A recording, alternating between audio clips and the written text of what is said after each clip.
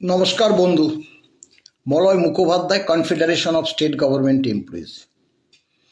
গতকাল 9টার পরে সরকার ইমেলে সর্বোচ্চ আদালতে একটি এমএ পিটিশন দাখিল করে। পরবর্তীকালে সেটা আমাদের হাতে আসে, অনেকগুলো পাতা। সেগুলো যতটা পড়তে পেরেছি, তার আগেই সকাল থেকে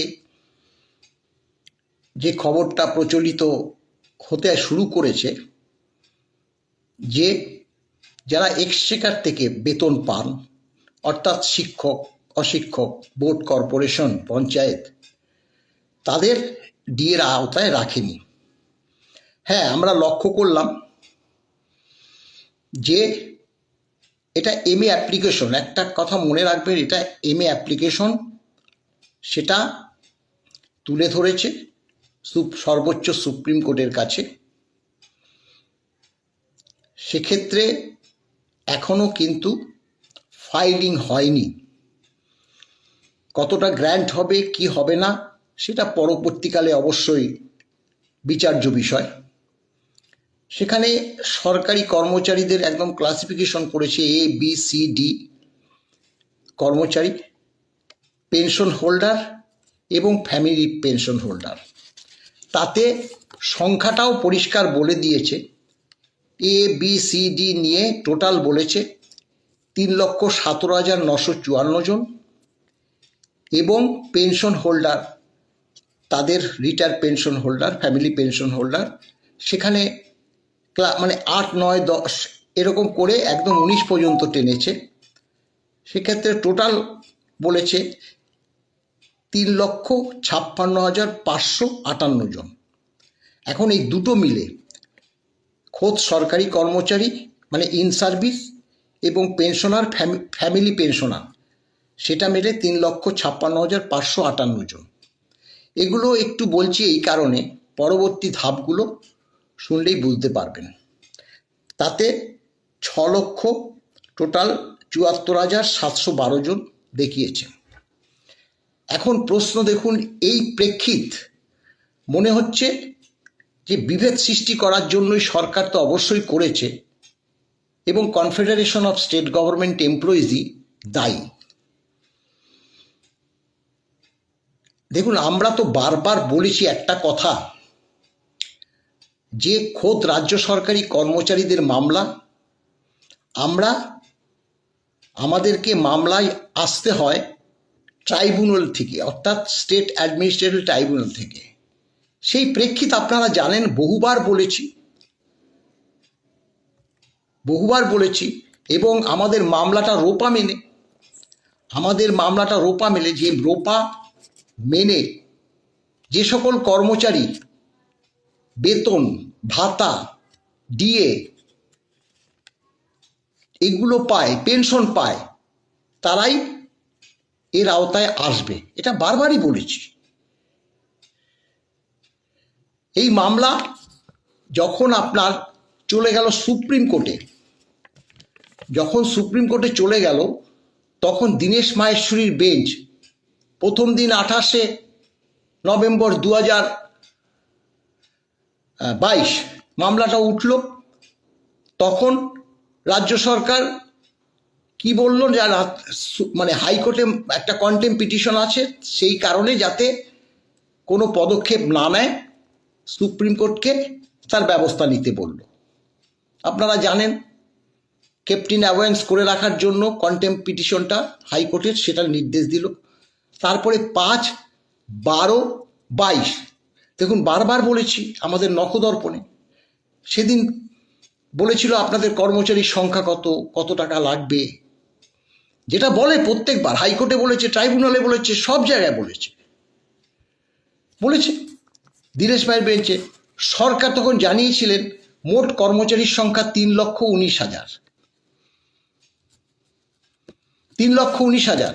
দেখুন, এখন শুধু সরকারি কর্মচারী আর পেনশন হোল্ডার 3,17,000, মানে 17,000 বোধহয়, কোথায় 900, আমি বলছি 3,17,000, প্রায় 18,000, দেখবেন পরিসংখ্যানটা। 18,000, 3,18,000, তখন বলেছিল 3,19,000। সেটা নিয়েও কিন্তু প্রশ্ন উঠেছিল। অনেক শিক্ষক সমাজ আমরাও বলেছিলাম 3,19,000, তাহলে তো এর মধ্যে আমাদের পেনশন হোল্ডাররাই নেই, খোদ রাজ্য সরকারি কর্মচারীরা আছে। কিছু কিছু তো গুলিয়ে দেওয়ার জন্য রাজ্য সরকার সুপ্রিম কোর্টে দাখিল করেছে। কিন্তু আমরা দেখলাম যখন টোটাল কত টাকা খরচ হবে, সেক্ষেত্রে তখন কিন্তু বলল সরকারি কর্মচারী এবং সরকারি পেনশন হোল্ডার এবং গ্র্যান্ট ইন কর্মচারীদের, এই কথাটা পরিষ্কার বলা আছে হলফনামায়, গ্র্যান্ট ইন কর্মচারীদের মানে গ্র্যান্ট ইন এইড থেকে যে সকল কর্মচারীরা বেতন পেনশন ভাতা পেয়ে থাকে, আপনারা জানেন শিক্ষক অশিক্ষক বোর্ড কর্পোরেশন, তাদের তো বেতন হয় গ্র্যান্ট ইন এইডের, এবং তাদের এই বকেয়া ডিএটা সব দিতে সব থেকে বেশি খরচ হবে। তাদের এই যে বকেয়া ডিএটা দিতে সব থেকে বেশি খরচ হবে। কত খরচ হবে সেটাও বলেছিল, 18,369,32 কোটি টাকা তাদেরই সব থেকে বেশি খরচ হবে। আর আমাদের থেকেও তাদের বেশি খরচ হবে, এবং সব মিলে বলেছিল 42,000 কোটি টাকা। আপনারা জানেন একদম রাউন্ড ফিগার 42,000 কোটি টাকা, 61,770 কোটি টাকা। আমরা এও বলেছি যে 25% দিতে বলেছে, মানে 10,400 কোটি টাকা। তাহলে তার মধ্যে কি ছিল? গ্র্যান্ট ইন এইডের টাকাও ছিল, অর্থাৎ শিক্ষক অশিক্ষক বোর্ড কর্পোরেশনের টাকাও ছিল। তাহলে আমরা তো ভেবেছিলাম যে সরকারি কর্মচারীদের সঙ্গে শিক্ষক সমাজ বোর্ড কর্পোরেশন পঞ্চায়েত তাদেরও ডিএটা দেবে। তাদের আচরণে এটা বলে দেয় না, আচরণে বলে দেয় না। এছাড়াও আপনারা দেখবেন 10 নম্বর এর 10 নম্বর পেজে কি বলা আছে? DA is so West Bengal is extended not only two state government employees. শুধু স্টেট গভর্নমেন্ট এমপ্লয়িজের দিয়ে দেওয়া হয় না, but also two teaching non teaching staff, government aided institution, local bodies, statutory bodies etcetera. ওই যেটা বললাম এক্সচেকার থেকে পরিষ্কার বলা আছে 10 নম্বর পেজে। তাহলে কতগুলো পর্যায়ে আছে বলুন? তাহলে আমাদের দোষটা কোথায়? কেন আমাদেরকে যাতা বলতেন? বেশ কয়েকজন সরকারি কর্মচারী কিন্তু মানে শিক্ষক সমাজ থেকে বলছে।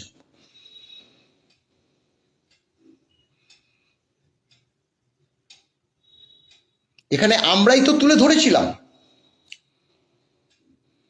সরকারি কর্মচারীর সঙ্গে যারা সরকারি তহবিল থেকে বেতন পেনশন ভাতা পায়, তাদের সংখ্যা, তাদের ডিএ দিতে কত খরচ, সেটা আমাদের ওই পিটিশনের ভিত্তিতেই তো তাদের হলফনামা দিতে হয়েছে, তাদের বলতে হয়েছে। তাই একটু চিন্তা ভাবনা করবেন। এবং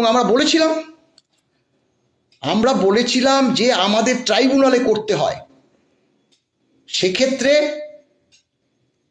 হাইকোর্টে এই যে এক্সচেকার থেকে যারা বেতন পায়, এটা শুধু আমাদের কথা না, অনেক মানে সোশ্যাল মিডিয়া তো তখন অনেকেই বলেছিল যে শিক্ষক সমাজেরও মামলা করে অ্যাড হওয়ার কথা, মানে উচিত ছিল। কারণ অদূর ভবিষ্যতে এই সরকার একটা বিভেদ সৃষ্টি করতে এই ক্লাসিফিকেশন করে দিতে পারে। তাদের কিন্তু অ্যাড হওয়ার জন্য অনেকেই বলেছিল, আমরাও বলেছিলাম, বিশেষ কয়েকটা সংগঠনকে আমরা বলেছিলাম, নাম বলছিলাম, তারা যোগাযোগও করেছিলেন, কিন্তু কোনো কারণে তারা আর ওই দিকটা যায়নি। সবাইকে তো আমরা বলতে পারি না, আমরা সার্বিকভাবে বলেছি যে হাইকোর্টে তাদের তো আর ট্রাইব্যুনালে যেতে হচ্ছে না, তারা হাইকোর্টে মামলা দায়ের করতে পারে। তারা হাত গুটিয়ে বসেছিল প্রত্যেকটা সংগঠন।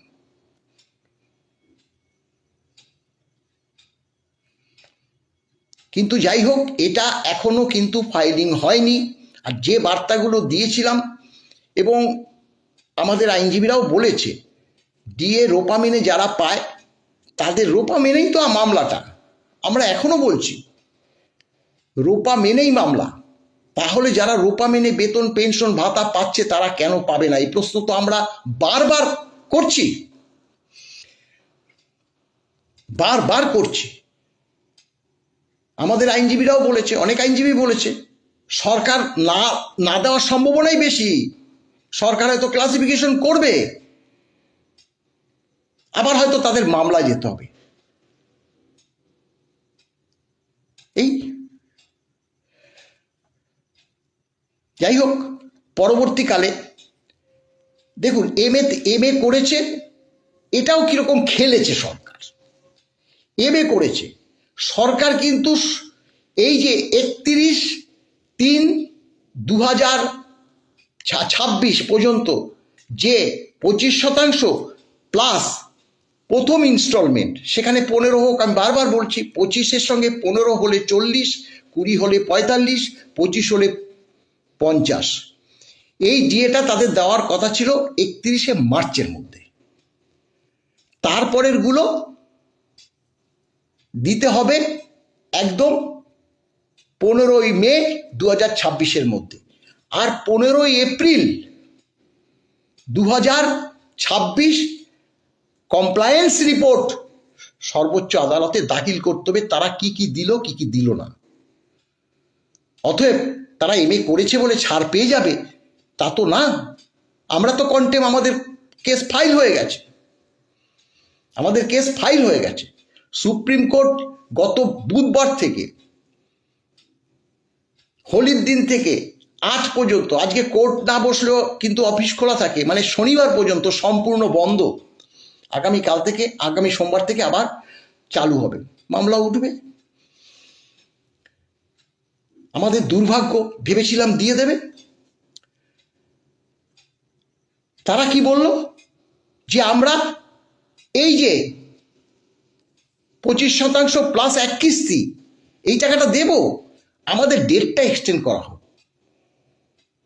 কেন ডেটটা এক্সটেন্ড করার কথা? কতগুলো আছে যেগুলো বলেছে হিসাব করতে। আপনারা, হ্যাঁ এটা আমরা জানি যে 16 সাল থেকে HRMS বেতন পেনশন এগুলো মানে দেওয়া শুরু হয়েছিল, কম্পিউটারাইজড হয়ে গেছিল। তার আগে ম্যানুয়াল হতো, সার্ভিস বুকে কত তার বেতন হতো, কত তার ডিএ হতো, এগুলো হতো। ডিডিওকে, ট্রেজারিকে নির্দেশ দিয়েছে 7 দিনের মধ্যে এগুলো। কদিন লাগে? আমরা তো ডিএর হিসাব দিয়ে দিয়েছি 2008 সাল থেকে। হ্যাঁ, কর্মচারীদেরও স্বার্থ আছে, কর্মচারীদের মানে যেমনভাবেই হোক তাদের, দেখুন পেনশন হোল্ডারদের যেমন বয়স বেশি হয়ে গেছে ঠিকই, কিন্তু তারা তো 2008 সালে তাদের যে বেসিকটা, একটা বেসিক হলেই তো তারা হিসাবটা করে ফেলতে পারবে। আর যারা ইন সার্ভিস তাদের তো শক্ত সামর্থ্য, তারা কেন পারবে না? তাদের ডিপার্টমেন্ট থেকে 1/4/8 থেকে এবং ওই 16 পর্যন্ত ম্যানুয়াল যতদিন হয়েছে তাদের ওই ধরে পে স্লিপ ধরে বেসিকটা জোগাড় করতে হবে। কিন্তু দোহাই দিয়েছে, আরো একটা দোহাই দিয়েছে যে এবার ভোটের কারণে সম্পূর্ণ বাজেট হতে পারেনি, যদিও সরকার সম্পূর্ণ বাজেটই করেছে। অর্থাৎ জুন জুলাইতে পূর্ণাঙ্গ বাজেট হবে, তাতে টাকার সংস্থান রাখা হবে এবং 31শে ডিসেম্বর 2026 পর্যন্ত সময় প্রার্থনা করেছে। সময় প্রার্থনা করেছে, সেই সময় প্রার্থনা করলেই তো আর হবে না। কারণ আমরা জানি এবার সুপ্রিম কোর্ট কিন্তু অ্যাগ্রেসিভ মনোভাব দেখাবে। তাদের এই যে অনেকেই কন্টেম বলে ওই যে 25% দিয়েছিল, 25% দেওয়ার কথা বলেছিল, দেয়নি, সেই নিয়ে আমাদেরকেও অনেকেই বলেছে আপনারা তো সরকার কন্টেম করলো, 25% দিল না, আপনারা তো কোনো সওয়াল জবাব সেইভাবে করেননি, যার জন্য তাদের কোনো শাস্তি হলো না। আমরা বলেছি, যেটা আলোচনা হয়েছে, সরকার এখানে বলেছে যে 25% দিতে গেলে আমরা যদি দিই, আমরা যদি জিতে যাই তাহলে সেই টাকা রিকভার করতে পারবো না, আমরা এই টাকাটা সুপ্রিম কোর্টে জমা রাখছি। তাহলে যার ক্ষমতা আছে সুপ্রিম কোর্টে জমা রাখার 25%, তা সে এখন বলছে আমাকে সময় দিতে হবে সেই 31শে ডিসেম্বর 2026 পর্যন্ত। এটা কি মানতে হবে? এটা মানবে সর্বোচ্চ আদালত?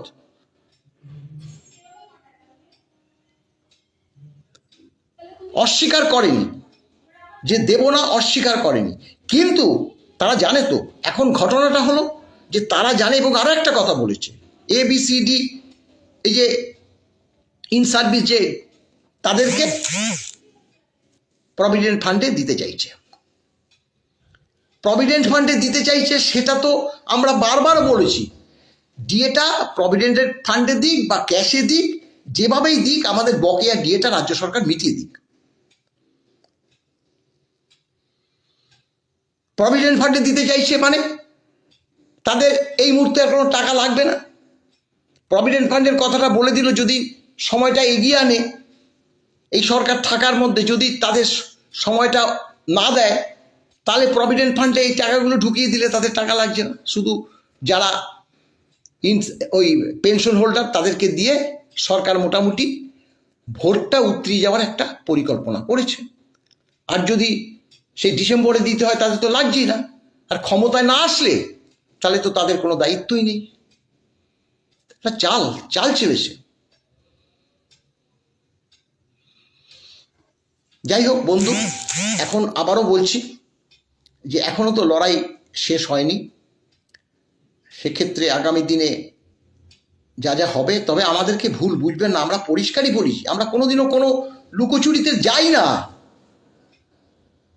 বলছে মলয়বাবু চুপচাপ রয়েছে। আরে মলয়বাবু চুপ করে, গতকাল পর্যন্ত আমি ভিডিও করি। আমার তো সাধারণ কর্মচারী সমাজ বলেছে মলয়বাবু আমি আপনাদের ভিডিও দেখি, আপনি যা কথাগুলো বলেন যুক্তিযুক্ত বলি, এটার মধ্যে কি মানে অযৌক্তিক কথাটা বললাম?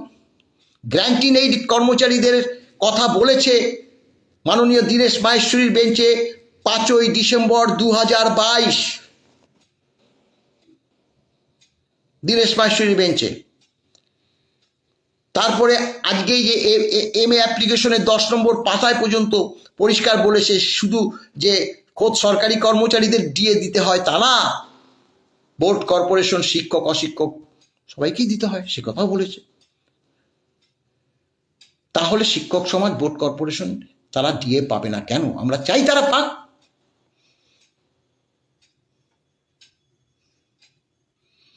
যাক, ভুল বুঝবেন না, এত দূর পর্যন্ত মামলাটাকে নিয়ে এসছি। আমাদের মধ্যে আমরা একটা নির্দিষ্ট লক্ষ্য রেখে এগিয়ে গেছি। আমরা কোনোভাবে কৌশলগতভাবে এগোইনি। এটা করলে আমাদের সাংগঠনিক লাভ, ওটা করলে আমাদের সাংগঠনিক লাভ, তা আমরা করিনি।